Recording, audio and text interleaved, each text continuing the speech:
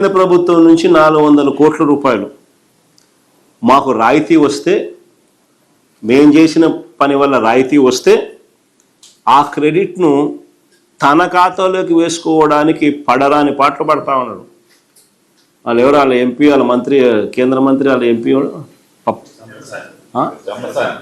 పెమ్మసాని. ఆయన ట్వీటు మాట్లాడడం అసలు నాకు ఆశ్చర్యం అనిపిస్తుంది. ఆయన చంద్రబాబు నాయుడు నుంచి థ్యాంక్ యూ, అసలు వీళ్ళు మాట్లాడే మాటలు నాకు ఆశ్చర్యం అనిపించింది. అసలు పట్టాదారు ఇంకా మళ్ళీ అబద్ధాలు ఇంకా ఏ స్థాయి లేకపోయినాయంటే, పట్టాదారు పుస్తకాలపై QR కోడ్ ఆయనే తెచ్చినాడంట.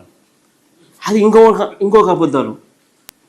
అసలు నిజంగా ఈ స్థాయిలోకి ఒక మనిషి ముఖ్యమంత్రి స్థానంలో ఉంటూ, ఆయన కన్నా నేను కొడుకు వయసులో ఉన్నా. నేను మా నాయన ఆయన ఇద్దరు సమకాలికులు. నేను కొడుకు వయసులో కూడా నాతో కూడా కాంపిటీషన్ చేయలేకున్నాడు. మా నాయన కథ దేవుడు ఎరుగు.